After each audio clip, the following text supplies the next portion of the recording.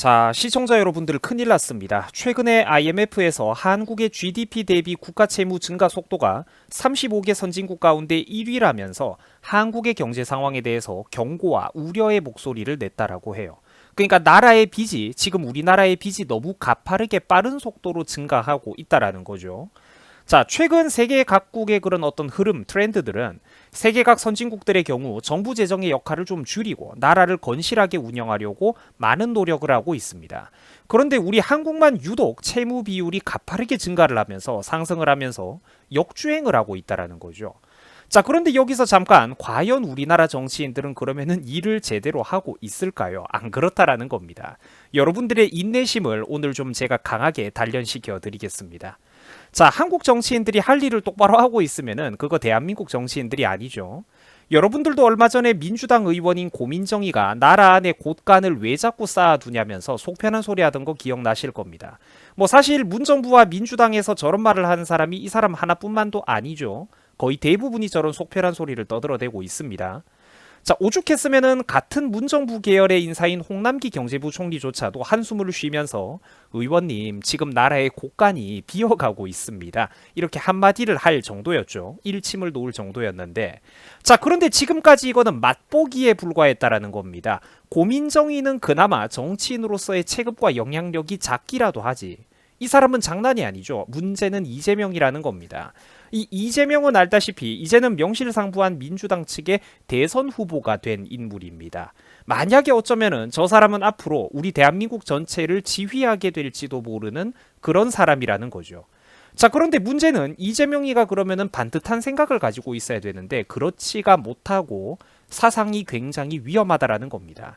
이재명도 지금 방금 전에 보셨던 그 고민정의 나라 곳간 수준과 똑같은 발언을 하고 있다라는 거예요. IMF의 경고 따위는 찢어버리면서 나아가겠다라는 거죠. 자, 최근에 이재명이는 백성들이 굶고 있는데 나라 곳간에는 쌀이 가득하다라면서 전 국민들을 대상으로 재난지원금을 또 풀어야 된다라고 또다시 돈으로 표를 사기 위한 포퓰리즘 장사지를 벌이고 있어서 논란이 되고 있습니다. 자, 요즘 국힘당이나 윤석열 측과 지지율 경쟁을 해보면은 막상 어떤 잡음들이 많기는 해도 결국 자기가 지지율 경쟁에서 자꾸 밀리는 상황이 연출되고 있거든요. 그러니까 이 사람이 할 줄 아는 게 뭐다? 그렇죠. 돈으로 표를 사는 것밖에 없다라는 겁니다. 올해 초과 세수가 40조는 된다라고 하던데 그 정도면은 되게 많이 거친 것 아니냐. 나라는 부자인데 국민들은 가난하니까 그게 온당하냐라고 매우 교묘하게 선동을 하고 있습니다. 자, 하지만 여러분들 이 초과 세수 40조라는 발언은 우리가 좀 생각을 해봐야 되는 게 일단 이게 확정된 게 아니에요. 예상되는 금액일 뿐입니다. 그리고 애초에 사실 초과 세수가 이렇게 많이 거친 것 자체가 문제가 되는 겁니다. 왜냐?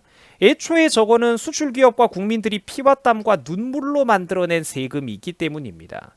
국민들에게 과잉 세금을 걷어들였다라는 거죠. 부동산이 폭등하고 부동산 보유세와 거래 과정에서 천문학적으로 국민들의 세금 부담이 증가를 하고 있고 당연히 정부에게 세수가 늘어날 수밖에 없겠죠. 일시적으로는. 기타 수출 기업들의 법인세 부담은 어떻습니까? 허리가 휘죠. 그거는 법인세는 물론이고 평생 동안 국민들이 아껴 모은 돈으로 부모가 자식들의 결혼 자금이라도 목돈을 한번 보태주려고 하면은 거기서 또 증여세다 뭐다 해가지고 수십 퍼센트에 달하는 세금을 전국 각지에서 천문학적인 수준으로 뜯어가고 있습니다.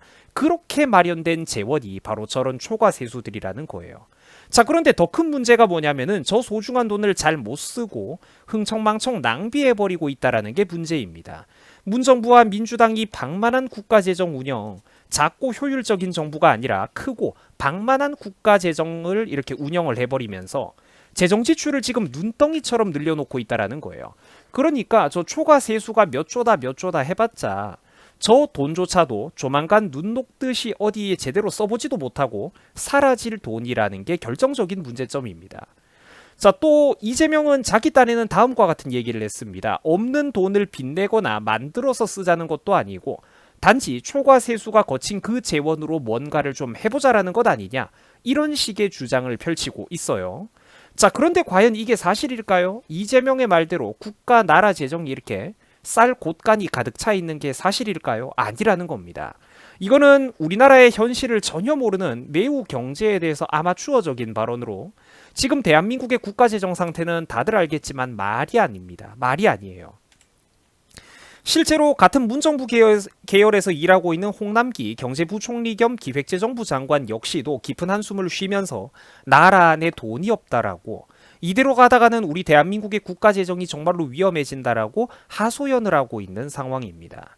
하지만 이런 와중에도 민주당에서는, 거대 여당에서는 국가재정 지출을 더 크게 늘려야 된다라고 졸라대고 있는 그런 상황입니다. 사실 홍남기도 절대로 좋은 인간이 아닌데 워낙에 지금 우리나라 좌파 세력들이 득세해 있는 세상이다 보니까 저런 사람조차도 상식적인 관료로 보일 정도로 착시 현상이 일어난다라는 거죠.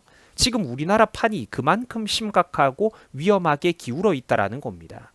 자, 시청자 여러분, 지금 우리 대한민국의 재정 상태는 그야말로 개판입니다. 이미 우리나라는 적자 국채를 발행해 가면서 나라의 예산을 편성하고 있는 상황이에요. 또한 40조 원의 초과 세수가 실제로 들어온다라고 해도 이미 나라 안에는 수백조가 넘는 빚이, 800조가 넘는 빚이 쌓여 있기 때문에 이런 현실을 똑바로 봐야 된다라는 겁니다.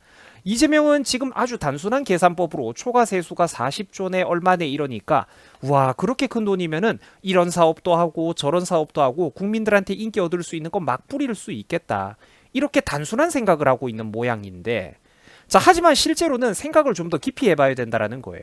그 돈조차 들어와 봤자 눈 녹듯 사라지고 없어질 돈이라는 게 문제입니다. 물론 그런 상황을 만든 거는 문정부의 방만한 국가 운영 때문이죠. 국민지원금 추가 지원 제안에 대해서도 홍남기 부총리조차도 뭐라고 대답을 했냐면은, 이 같은 정부 사람인데도 제가 보기에는 초과 세수가 들어와도 그게 충당이 다 안 될 것으로 생각됩니다라고 부정적인 발언을 했어요. 또 재정당국 입장에서는, 그러니까 홍남기의 말을 제가 지금 읽어드리는 건데, 재정당국 입장에서는 피해 계층들에 대해서 집중적으로 선별적으로 지원을 하는 게 효과적이라는 말씀을 여러 번 드렸다라는 이런 이야기까지 밝히고 있는 상황입니다. 그러니까 더 이상 국가 재정을 함부로 이렇게 늘리고 재정 적자와 지출을 늘리면은 안 된다라는 경고를 지금 개인 소신을 걸고 뭐 이렇게 사람들이, 이제 뭐 그런 경제부의 공무원들이 지금 하고 있는 상황이라는 거예요. 자, 그리고 작년의 뉴스 기사를 한번 보시면은 충격적인 얘기가 나오는데, 저때 당시 정부가 2021년 국가 예산을 편성할 때 규모가 얼마였느냐? 무려 555조 8천억이었습니다. 약 556조죠. 그런데 국가 총수입이 얼마냐? 483조밖에 안 됩니다. 그러니까 지금 수입보다 무려 72조 8천억 이상 플러스 알파로 더 많이 풀어버리고 쓰고 있다라는 거죠. 사상 최대 규모의 적자 예산을 문재인 정부가 편성을 했다라는 겁니다. 그리고 이게 더욱더 무서운 게 뭐냐면은 문정부 기간 임기 전체도 아니고 단 1년 만에 대한민국 GDP 대비 국가 채무 비율을 39.8%에서 무려 46.7%까지 늘려버렸습니다. 단 1년 만에 GDP 대비 국가 채무 비율을 7%가 넘게 늘려버리는, 약 7% 이상 늘려버리는, 도저히 두 눈으로 보고도 믿기가 힘든 그런 어마어마한 속도로 나라의 빚을 늘려가고 있다라는 거예요. 자, 문제는 이런 식으로 기본 수십조 단위의 적자 예산을 흥청망청 지출하는 이런 것들이 이번 한 번뿐만이 아니라는 겁니다. 지난 문정부 임기 내내 똑같은 짓거리들을 4년 5년 내내 반복을 하고 있었다라는 거예요. 실제로 문정부 기간에 들어가지고 우리나라의 국가 채무 비율은 역대 최대 속도로 증가하고 있는 절망적인 상황입니다. 나라의 빚이 가파르게 늘어가고 있어요. 여러분들이 보고 있는 이 자료는 참고로 제가 제 유튜브 채널에서도 여러 번 보여드렸죠. 자, 그런데 실제로 최근 IMF에서도 제가 몇 달 전부터 했던 말과 똑같은 경고를 하고 있습니다. 아니, 뭐 몇 년 전부터 했던 말을 지금 IMF에서도 똑같이 경고를 하고 있어요. 한국은 GDP 대비 국가 채무 증가 속도가 가파르게 증가를 하고 있다. 35개 선진국 가운데 단연 1위다. 이렇게 우리나라의 가파른 그 국가 빚 증가 속도에 대해서, 이 경제 상황에 대해서 경고를 하고 있다라는 겁니다. 국제통화기금에서도. 여러분들, 이렇게 나라를 운영해서야 되겠습니까? 상식적으로. 지금 우리 대한민국은 안타깝지만 나라 빚이 1000조 원을 가뿐하게 바라보고 있는 나라입니다. 정부의 씀씀이가 이런 식으로 계속해서 지속될 경우 불과 8년 뒤에는 2029년에는 국가 채무가 2000조 원을 넘어설 수도 있다는 충격적인 전망이 나오고 있어요. 자, 대한민국의 재정 건전성이 빠르게 악화되어 가고 있다라는 겁니다. 자, 국가 미래 먹거리를 책임지는 국가 기관 산업, 핵심 수출 산업 같은 곳에 의미가 있는 곳에 투자를 한다라면야, 뭐 꼭 필요한 곳에다가 국가 재정을 과감하게 투자한다면 누가 뭐라고 하겠습니까? 하지만 그러지 못하다라는 게 문제죠. 툭하면은 공공기관과 공무원들을 역대 최대치로 뽑고 늘리면서 쓸데없이 비대하고 방만한 공공기관의 운영으로 나라 안에서 제대로 생산이 되는 수익은 없는데 소비와 지출 그리고 유지비만 천문학적으로 증가하고 있다라는 것입니다. 자, 이러면서 인기가 떨어진다 싶으면은 현금 살포성 공약을 툭툭 던져대면서 돈의 가치만 떨어뜨리고 물가 폭등, 인플레이션 현상만 자꾸 일으키고 있으니까 사람들이 걱정을 하는 게 당연하다라는 거예요. 나라에서 벌리는 거는 별로 없는데 쓰는 거, 지출, 유지비만 눈덩이처럼 늘리고 있다라는 거예요. 그것도 생산성이 거의 없는 소비 집단인 공공기관과 공무원 집단의 말입니다. 큰 정부를 한번 잘못 운영해버리면은 그 막대한 유지비를 나중에 국가 재정이 조금만 삐끗할 때가 왔을 때 절대로 그걸 유지를 할 수가 없게 됩니다. 버틸 수가 없다라는 거죠. 이런 천문학적인 공공지출 비용들이 왜 문제가 되냐면은 바로 2030, 40 같은 우리 같은 젊은 왕성한 세대들의 미래에 천문학적인 빚으로 돌아오기 때문입니다.